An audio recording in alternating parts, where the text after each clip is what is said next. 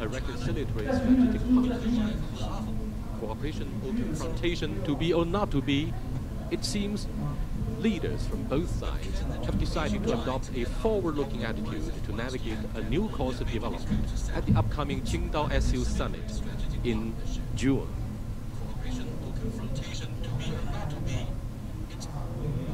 I believe my English is good enough to raise the first question. However, let me raise that very first one in Chinese to let Minister Chen Deming handle the comments and also comfortably. 陈部长，去年的动荡整个世界。 The crisis was drawing attention from both countries, but both governments decided to change the relationship. So can we turn into the potentials into actions between China and India? In June, the summit in Qingdao will write yet another blueprint. How do you comment on the state leaders' forward-looking views?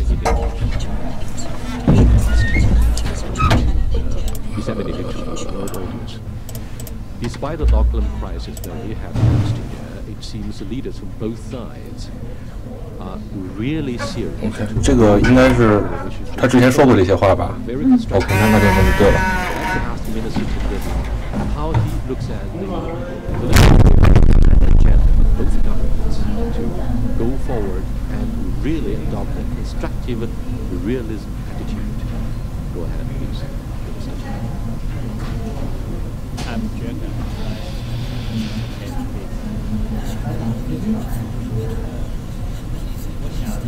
think there have been a lot of conflicts and confrontations between China and India, but there are also friendly neighbors, and neighbors usually work very well and they can help each other. The fundamental interest between the two countries is the complementarity of both economies. The total population of both countries accounts for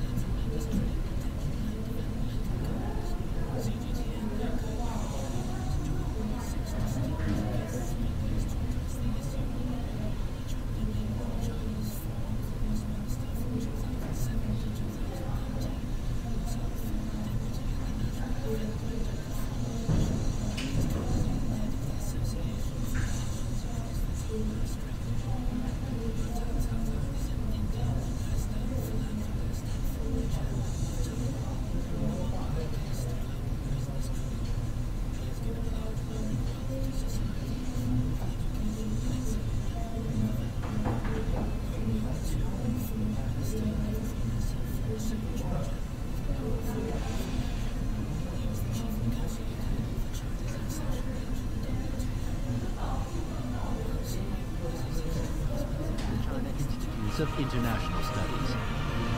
Ajit Ranade is the chief economist of the Aditya Birla Group, an Indian multinational conglomerate. He also chairs the research advisory panel of the Indian Institute of Banking and Finance. Joao Rue is president of the Bridge Tank, an industry think tank dedicated to emerging economies. He is a specialist in the emerging policies of China, India, and Western Africa, and the author of 8 books on these areas. Hello and welcome to this Dialogue with Thinkers at the Boao Forum for Asia. I'm the host, Yang Rui.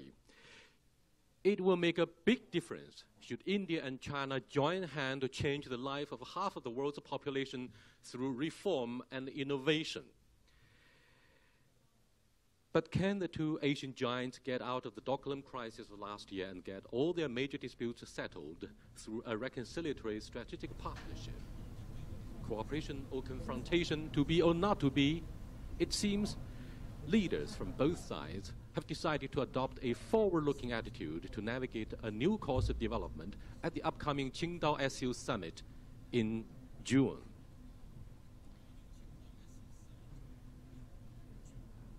I believe my English is good enough to raise the first question. However, let me raise that very first one in Chinese to let Minister Chen Deming handle the comments and answer comfortably. 陈部长，去年的动荡危机，整个世界。 Last year, 但是很快 the 两国政 crisis 府 was 决定 drawing attention 迅 from 速 both 开始 countries, 双边 but 关系 both government 龙象 decided 共 to 舞是否把前线 change 建 the relationship. So can we 6月份 turn 青岛 into the potentials into actions between China and India? 会晤将会 In June, 带来米兰。 the summit in Qingdao will write yet another 两国领导人 blueprint. How do you comment 向 on 前 the 看的 state leaders' Let me forward-looking repeat my views? question in English so that it will be broadcast to the disseminated to the world audience. Despite the Doklam crisis that we had last year, it seems leaders from both sides are really serious to move the bilateral relationship forward in a very constructive manner. I'd like to ask Minister Chen Deming how he looks at the political will and agenda of both governments to go forward.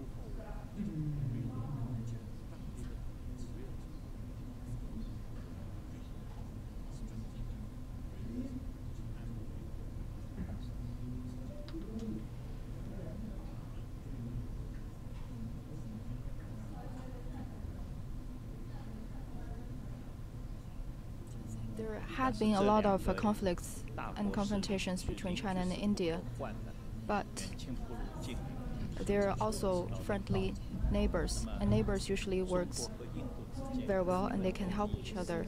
The fundamental interest between the two countries is the complementarity of both economies.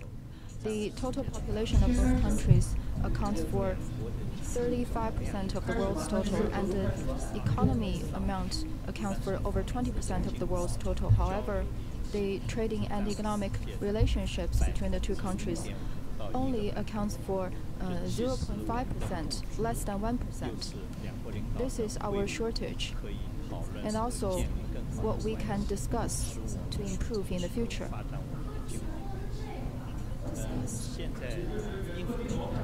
Currently, India pays more attention to how to sell products to China and reduce the deficit against China, while China hopes India can open up further to foreign investment and provide good business environment so that the structural conflict between the two countries can be fundamentally eased.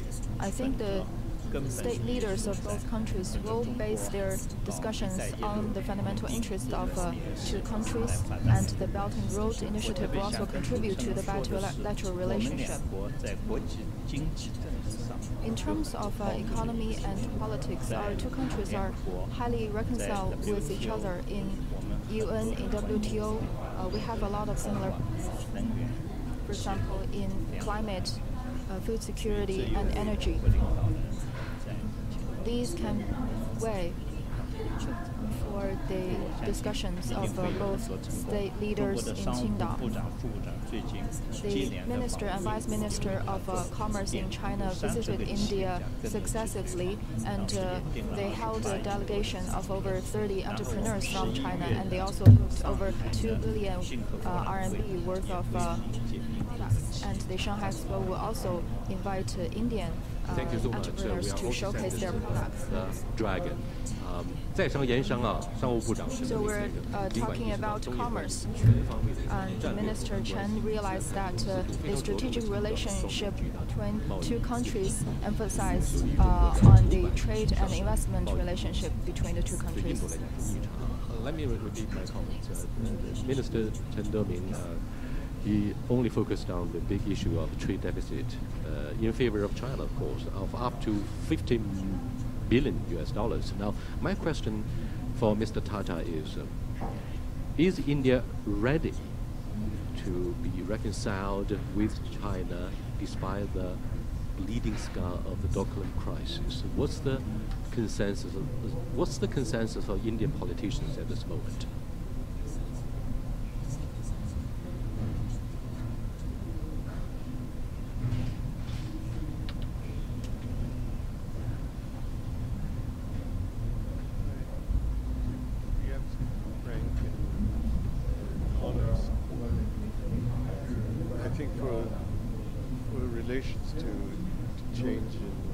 Trade relations to change, there'll have to be a higher level of trust and confidence in each other for this to be.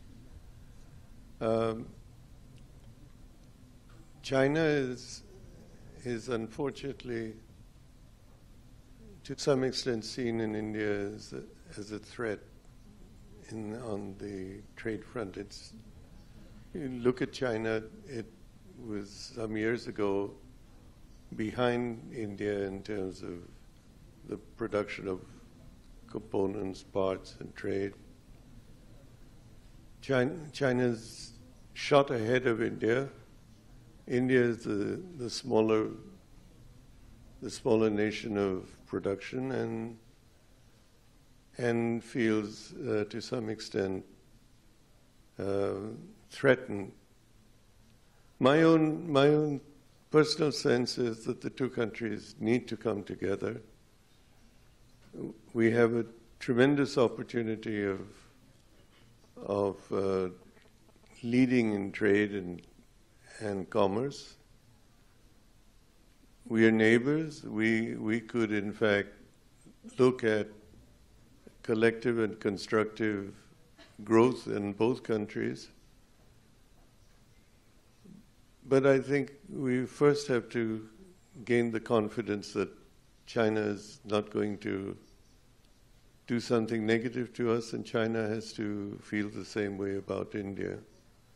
I think what Mr. Modi and the leadership in China have done in recent times of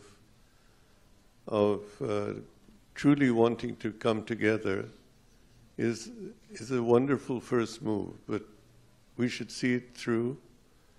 We should encourage joint ventures in India. We should look at real trade other than minerals and raw materials. And what China, it's my view, what China is doing in connectivity in terms of one road and one belt and one road. That's right. Is in a way one way to connect the countries of the subcontinent. And it should not be looked at as a threat again, it should be looked at as a connector. Very insightful and realistic analysis about the bilateral relationship. Thank you very much for the cautiously optimistic note in your reply. But Mr. Long Yong-tu, do you think China is a threat to our biggest neighboring country of India?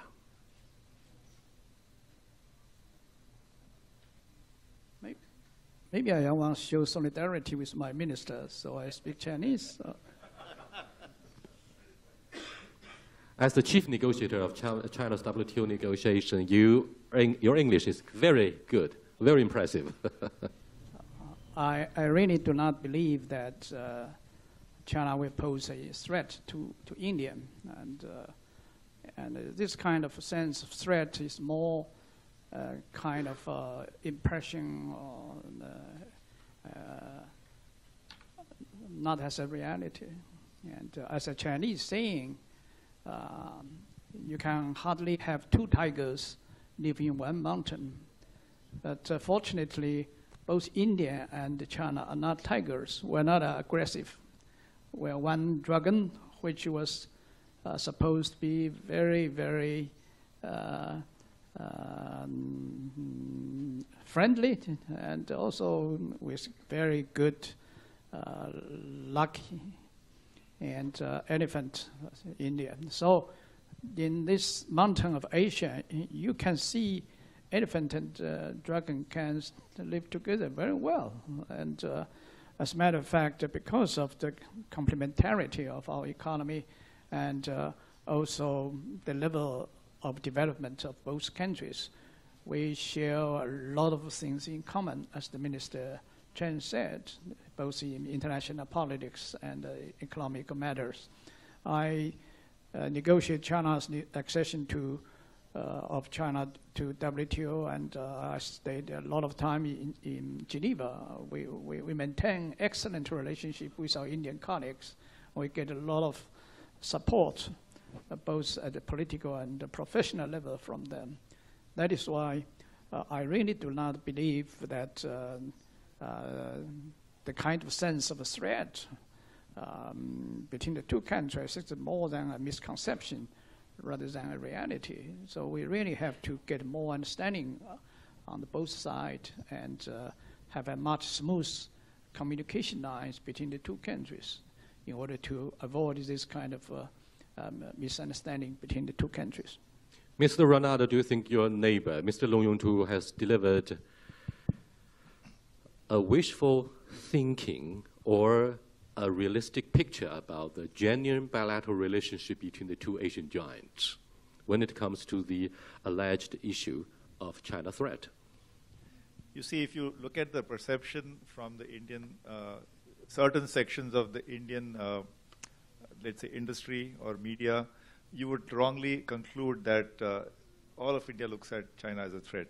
I must tell you, since you began your discussion with Doklam, the incident at Doklam, in the age of social media, the reality gets amplified much more, and then the perceptions sort of get determined by the social media action. And therefore, I think it was quite successful from both sides to have been able to confine it and yet move ahead on other issues. I think these two countries, as you know, these are two young nation states, but we are both ancient civilizations, and we are neighbors. We constitute, like you said, almost 40% of the world's population. Many of the developmental issues are common.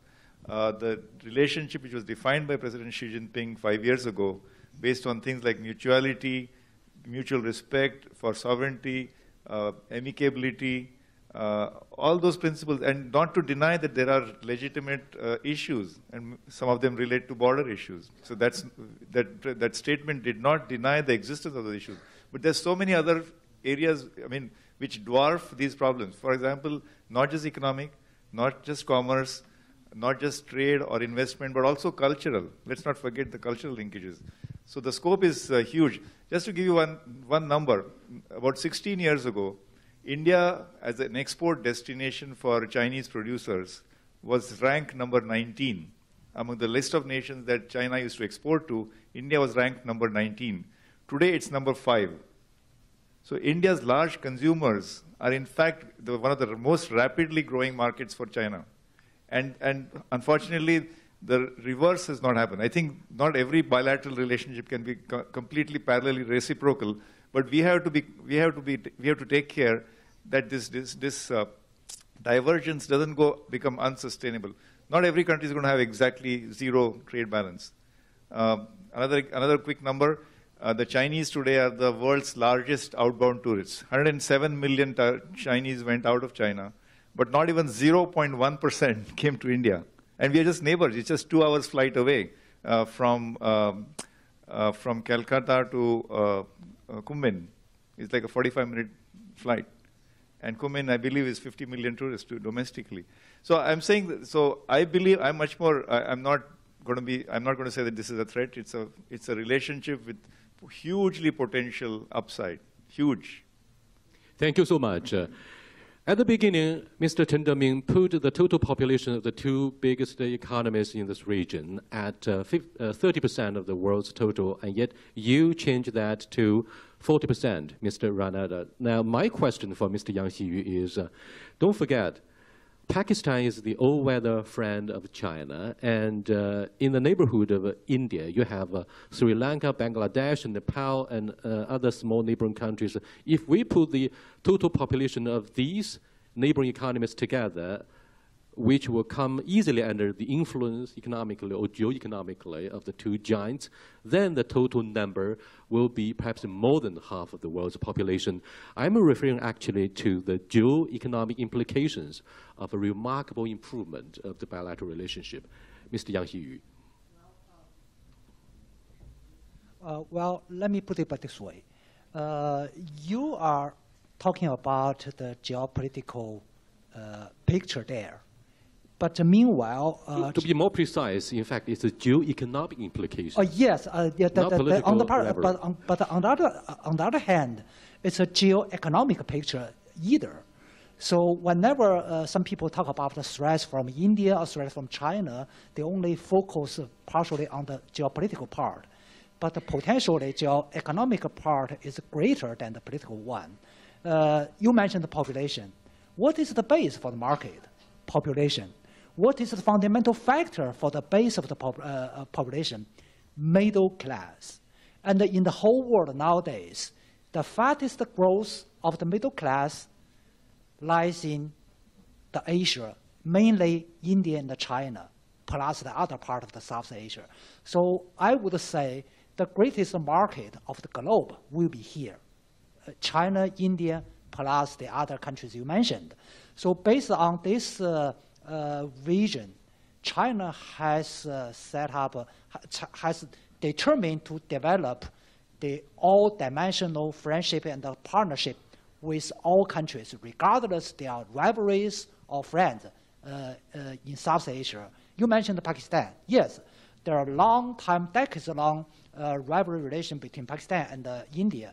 But the other part is, both India and Pakistan has determined to develop their stable friendship. So China will put top priority to develop the friendship with all of the countries for the shared interest in that region. So that is the base. Based on this shared interest, I think we can manage and control the differences, both in the political, economic, and security. We're talking about demographic changes that may or may not be the advantages for the two biggest economies in this region. Now, Mr. Rui from France, would you view yourself as an independent observer from a think tank or a French observer in your examination and observation about the friendship or rivalries between the two countries, India and China? Thank you, Ray. One should not forget that trade, because we're talking about that, is like any tool. It is double-edged. It can be harmful. It can do good. Trade, as a peaceful, good-doing, well-doing element, was invented as a theory by the British of those days. But trade, as an aggressive practice, was practiced by the same British of those days. And they were using India and China in their rivalries. So the question of trust has been difficult historically, but also because of external powers. Now, what's important is that we live in a different world today, and I believe that India and China together have the potential to reinvent the practice and the theory of trade. What is important is to build a common ground that was mentioned about, and what is important is to build the trust.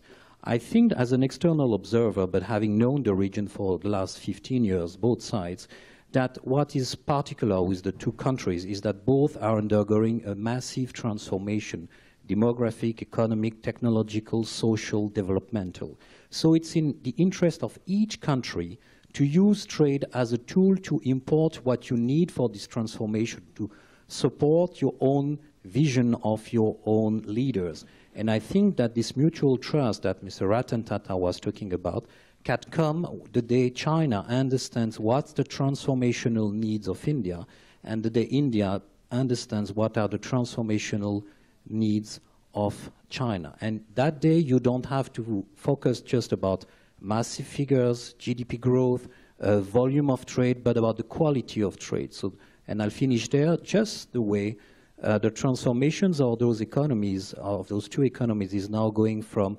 quantum towards quality. I think there's high time that trade becomes quality, because we're happy with the level of trade. Now we can work quietly, peacefully, and with mutual understanding about the contents of trade. Thomas Friedman, a famous columnist from the United States, wrote in his book that we live in a flat and crowded world, meaning the rise of the middle class has enabled the world to be flat, if not flattened. And because of the overpopulation of the two economies, India and China, we are increasingly crowded on this planet. The issue and the question, Mr. Ranade, is whether the labor dividends of India would be transformed very quickly into a driving force to sustain your dynamics of the economic growth, or it would be the other way around, since taking China as an example, we are getting old before we get rich, and therefore the burden of having so many parents and grandparents at least, and also more than one child policy will be a drag on the economic growth, since the social security program will drain our coffers. So what do you think of the prospect of India in the first place? When Tom Friedman said the world is flat, I think he was referring to the fact that the world was becoming a level playing field and 3 billion new capitalists enter the world, like Mr. Clay Christensen said. I think there are very important and useful complementarities between India and China. India, the median age is young, I think 27 years old. The median age in China is much more, as you said, aging. China is currently rebalancing from exports towards domestic consumption, from industry to services, from dirtier industries to cleaner industries, from conventional energy to renewable energy and futuristic. India is trying to rebalance away from agriculture. We still today have 50 to 55% of the workforce dependent on directly or indirectly on agriculture, but agriculture contributes only 14% of national income. So we're trying to rebalance it more towards industry. I think we have an important complementarity where China is climbing the value ladder and vacating the space for low labor cost, labor-intensive industries. And this is a large area. This is a large scope. It's not only for countries like Bangladesh or Vietnam to move in, but in fact, India, if it can get these labor-intensive industries to move some of them to India from China. And that's, again, another complementarity is China has a trade surplus, India has a trade deficit. China outbound investment last year was $170 billion. Surely about 10% of that can come to India in terms of mutual investments and into labor-intensive industries or into infrastructure. So I see this as the changes in the aging pattern, the changes in the labor markets, the differences in terms of their priorities, in terms of where they stand in the development phase, in fact, as a huge opportunity. Of course, there will be areas where they compete, but there are many more areas of complementarity than competition. Not to forget issues where there's complete alignment, like climate change or energy security, or I would say even nuclear, global nuclear issues. But I think there is so much in terms of potential for complementarity and cooperation. But Mr. Lu Yongtu, we've been talking smart about the competitive edge of India since they have the young labor force. They are a democracy. However, the opportunities will have to depend on where the investment comes from. Look at the infrastructure of India, which has been a chronic problem, if not one of the most serious challenges for our neighboring economy of India. Are you optimistic that the Belt and Road Initiative will help our Indian friends develop their infrastructure very quickly through, for example, their participation in AIIB? What do you think? Yeah, according to observation from the Harvard Business, and in the next 10 to 12 years, China is going to lose about 100 million jobs in labor-intensive industries. That means that those 100 million jobs will move to outside of China. I think India has great opportunities to take over this kind of outmoving Chinese industry. And as a matter of fact, I always have some doubt about the economic structure of India, which the manufacturer only contribute about 26% to its GDP, while the service industry contribute about 53% to its GDP. It is a little bit premature for India to have such a high proportion of service industry in their GDP structure. And so some of the economists suggest that maybe India should make more efforts to develop its manufacturing sectors in order to attract more young people to this sector and resolve very, very tough questions of employment. So if I were a senior high Indian official, I would make more efforts to the manufacturing sectors. And I think in that connection, China could provide a lot of experience, and China also can move a lot of labor-intensive industries to India as a very important model of economic cooperation between two countries. I believe that there's great potential for India to fast develop its manufacturing industry. As to your question, whether India should be part of the Silk Road Initiative, I think that's it's a decision of the Indian government. I think whether or not they will be part of that initiative, we don't mind, because we think for as far as China is concerned, it is up to the government to decide whether they would participate in this initiative as a part of it. I've talked to some Indian friends. Very little to do with the kind of restructuring of its economy. I've talked to some Indian friends, including their correspondents in Beijing. They say their simple and humble request for the China-Pakistan Economic Corridor is simply a change of the name, so that they will feel more comfortable on the issue of Kashmir and Jammu, the line of control in this controversial region. Now, Minister Chen Deming, I would first ask in English and then translate that into Chinese. Yeah. Given the unpredictability coming from the alleged trade war, if not a trade standoff between the two biggest economies, the United States and China, it seems that more foreign direct investment is likely to move into India and will benefit the low value added and labor intensive manufacturing industry that is emerging very quickly in India. What do you think of this haunting specter for China? 由于中美之间正在或者准备开打举世瞩目的贸易战。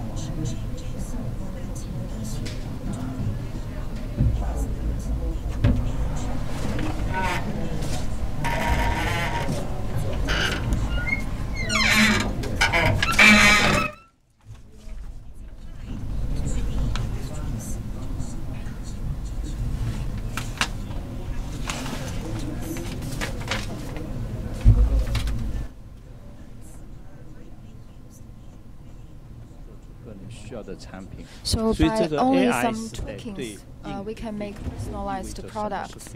So AI can determine what's important for both India and China, and we cannot resist this time. This time will come. So by that time, we will see the educational level of China and India. Maybe a lot of manual labor will be replaced by the software development jobs. So the AI era will impose challenge to China and Indian trade. And very profound. I have been to India.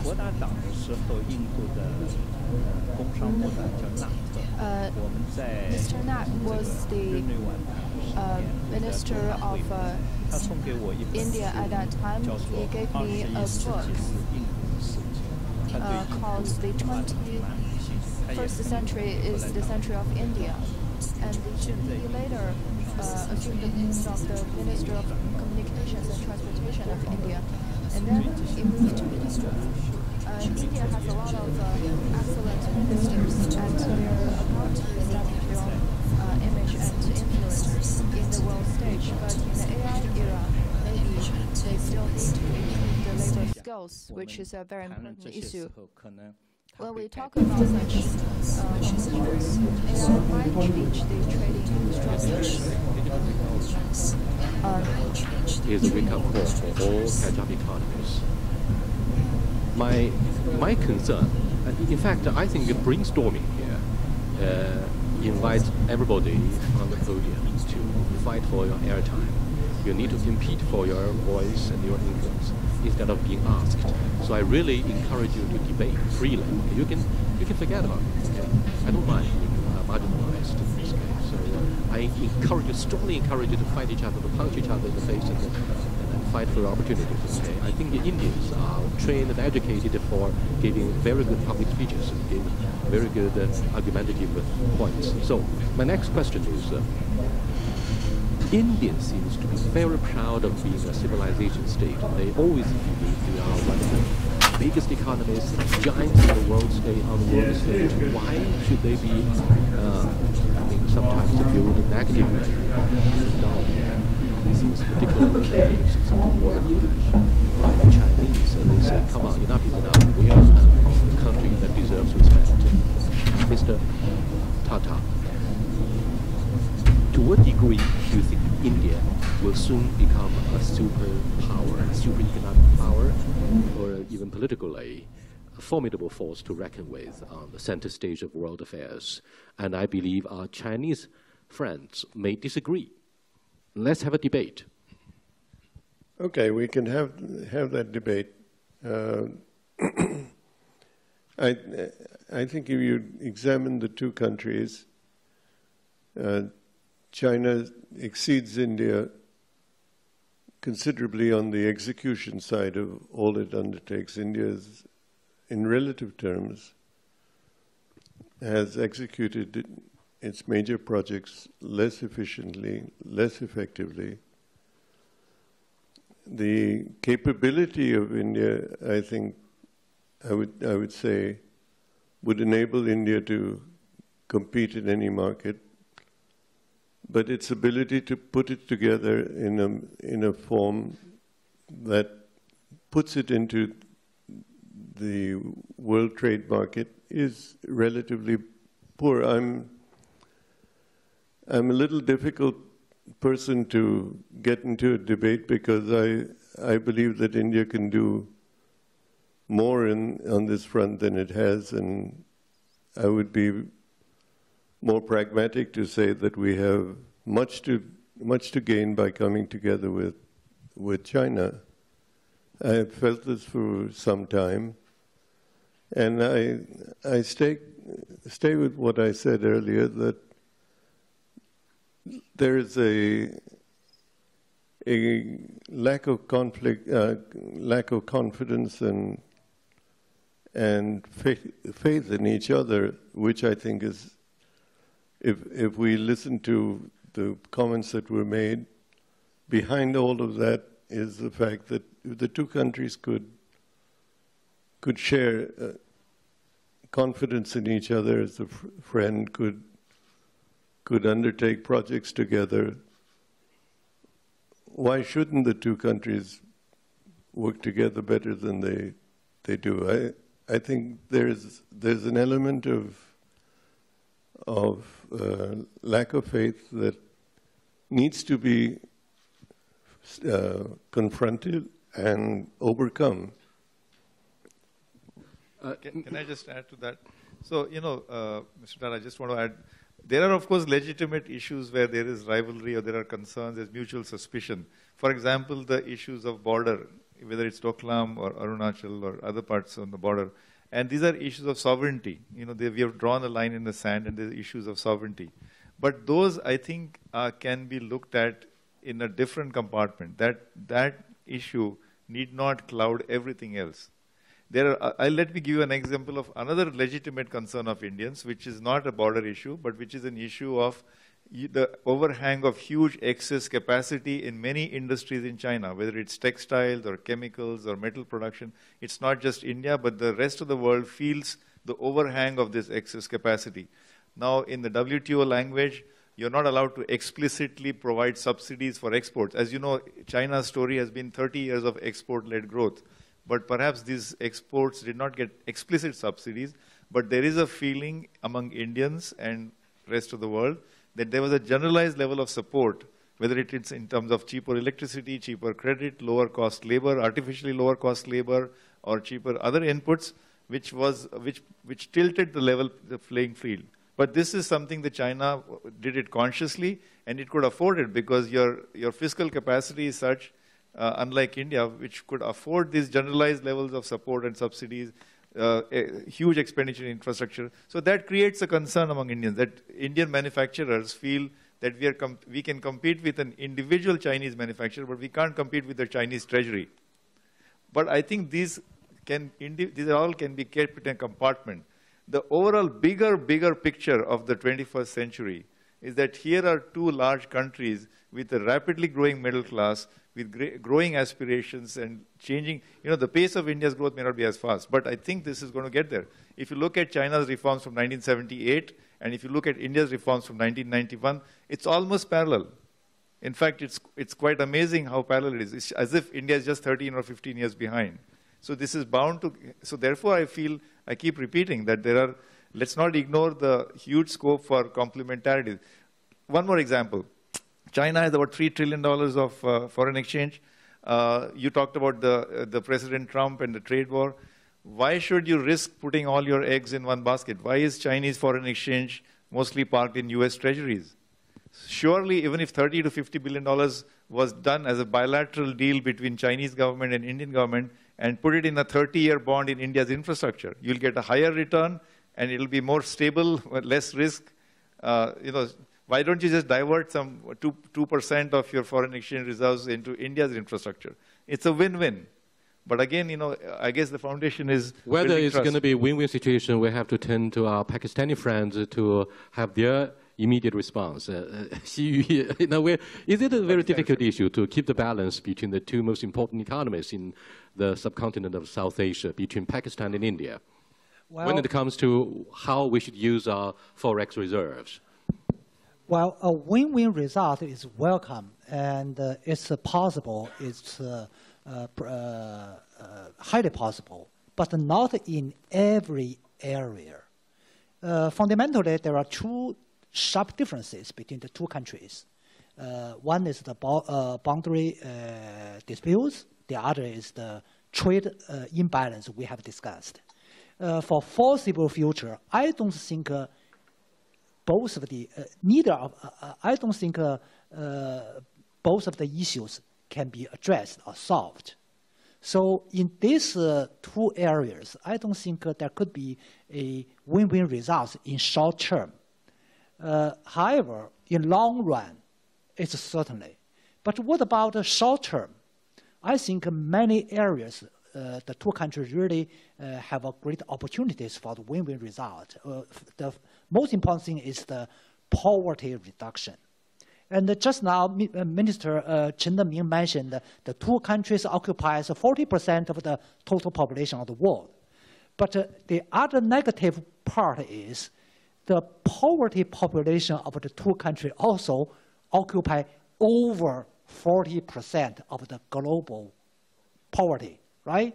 So it's a really serious challenge facing both the Indian government and the Chinese government, regardless what sharp and complicated differences between the two governments. Both of the governments face the same, very same challenge and tasks. And also with the other many issues like climate changes and anti-terrorism, and both of the countries really have a short-term shared interest. We do have the determination to have a win results. I'm afraid your analysis, very good itself, fell short of the interesting point of whether China should first of all consult our Indian friends before we increase our investment in the neighboring countries of India. For example, Sri Lanka, Hambantota Port, Gwadar Port in Nepal. It's not a binary. It's not this or that. It's not a zero-sum game. No, but, it can be both Hambantota and an Indian infrastructure project. But there are, after all, some geo-economic implications between our two economies. For example, will that be a turf battle for the regional advantages? Mr. Hui from France, your independent perspective of a think tank. You know, of course, geopolitics matter, but I don't think that once you've catered for all the geopolitics you do, you've exhausted all the investment capacity of China, because the investment capacity of China today is massive. So leaving geopolitics aside, I would want to return to infrastructure economics, to cooperation economics, which I think have a virtue.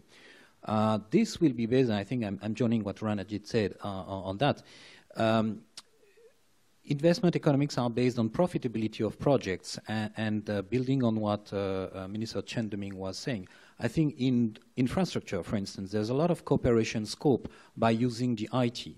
Let me tell you that the infrastructure in India has changed tremendously over the last 20 years, and I'm well placed to know that because I've been the first foreigner to be lucky enough to be invited to join the India Infrastructure Report, which is a yearly exercise.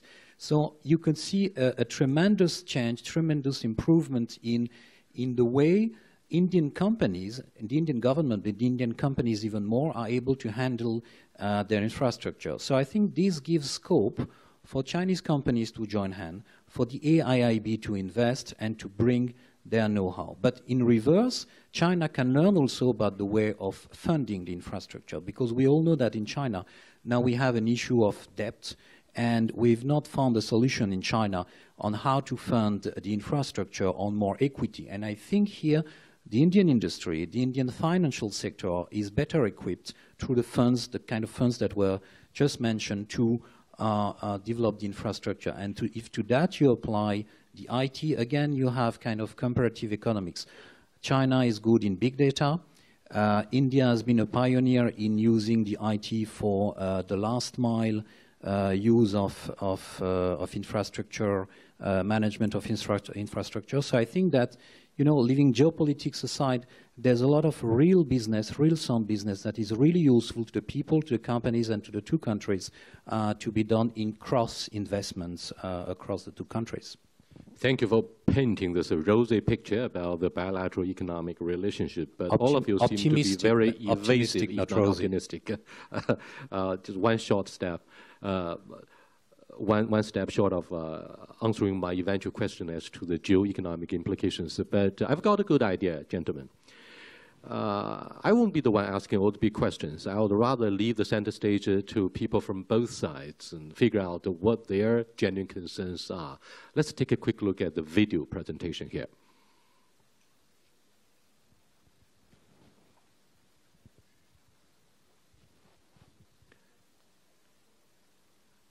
Okay, there won't be an actual video presentation, but when the program is broadcast, we'll use a video. Thank you very much, gentlemen. Welcome back to our discussion here. Now, let's look at this year. 2018 marks the 40th anniversary of China's reform and opening up. Prime Minister Modi is compared to late senior leader Deng Xiaoping. He's the architect of your reform For example, the monetary and taxation policies, these are very powerful measures that have been rolled out by the Indian government to show up your economic performance. What do you think of, say, the impact of his economic policies, given the fact that next year will be the election year, and India has just increased your tariffs on some of the goods? Does that mean trade protectionism, Mr. Tata? You know, I think all of us in India look at the recent moves on the tax reform and demonetization as good things for India long term. Short term, there have been some pain, quite frankly, and that pain has to be absorbed and digested for the longer term benefit of the country, and that was heavily involved in the gray market and black market area. At the same time, I think Mr. Modi has offered the country a new India. I personally believe that he should have the opportunity of implementing his dream, and the country should back him in the short-term pain that may be there. May I go back to something I said? You look at major projects between the two countries. There's a noticeable, holding geopolitical issues aside, there's a marked difference in the manner in which China concludes and executes its projects and the way India does. We have a lot to learn in terms of being able to grow, let's say, our automobile industry the manner in which China has. China was smaller than India just a few years ago in terms of the passenger cars it produced. Look at the situation today. And what would you blame for that? The poverty of the population or the absence of infrastructure? We just, by comparison, have not been as successful in implementing and executing some of our major projects. Perhaps putting things in another context, the best thing that would happen to India and China in terms of relations would be a major joint project of infrastructure in India. Yes, indeed, we keep our fingers crossed for more of such investment from China in the infrastructure construction in the most dynamic economy in South Asia, India. Having said this, as part of our conclusion, Mr. Loh Yong-tu, do you believe the headline-making stories about the trade war between the United States and China will be a huge opportunity for India and China? Because, for example, we can import soybeans from India. As a matter of fact, I do not believe that we should complicate the discussions of China-U.S. trade dispute in such a way. And I would say that now the major efforts should be made by China and the United States to resolve this kind of trade dispute, and without getting the third parties involved, and that will further complicate the whole matter. I think the fundamental questions today we're discussing about China and Indian relationship. I would come back to your questions. You are asking our Indian friend whether India is trying to be a super economic power, and whether they have this kind of ambition. And in China, we were also asked by people both outside and inside China whether China is vying to be a super economic power. I think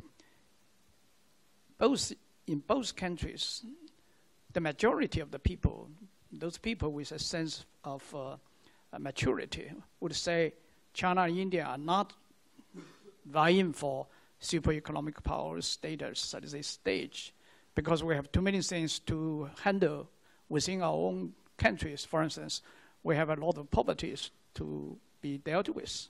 And in China, we have to prevent a kind of short-term financial crisis. And also, we would trying to improve the quality of the people, especially in the field of environment. And in terms of environment, I think both India and China are facing huge questions, huge problems. And if we do not do sufficiently, there will be a lot of complaint on the part of the people. So we have too many things to do within our two countries respectively. So both countries would not have a kind of ambition to be a super economic powers at this stage. And if both countries do not have this kind of ambition, I think that the relationship between China and India will be much better, because people would not see that any economic or diplomatic or any other economic measures from that kind of perspective that these two countries are competing for a super economic power status at this stage. It is not true. And if you give up this kind of illusion, I say it's an illusion, and then you will see that both countries are seriously concentrating their efforts on its domestic reform and opening up, and trying to raise the living standard of their people, and trying to resolve the poverty issues, trying to live up the kind of living standards of the peoples. Then you will see that the kind of competition between two countries are non-existent. It's much exaggerated by some of the medias or some quarters of so-called economists. I think this is a very fundamental question. And I can say, as a Chinese, China does not have an ambition to be a super economic powers. And so any kind of dispute with the United States has nothing to do with China's ambition. Let's deal with the trade issues as a trade issues, and do not politicize it in such a way that it's too complicated for the negotiators of both sides to deal with. I do not believe my Indian friend would agree with me that you also do not have kind of ambition to be a super economic powers at this stage, because you have much more things to do within the country. The response from elites is one thing, but the nationalistic sentiments in both countries would be quite another. You look at the issue of self-inflation or confidence, one way or another. Yes, challenges do come from within, and you're right that that there won't be any rivalries, if any, between India and China, to say nothing of the battles for world leadership, allegedly, between the United States and China. I would rather give floor to the audience here for you to ask questions or to make very quick comments before we conclude the panel discussion here about whether we're going to have a more cooperation or confrontation between India and China, the two biggest emerging markets. Yes, this gentleman.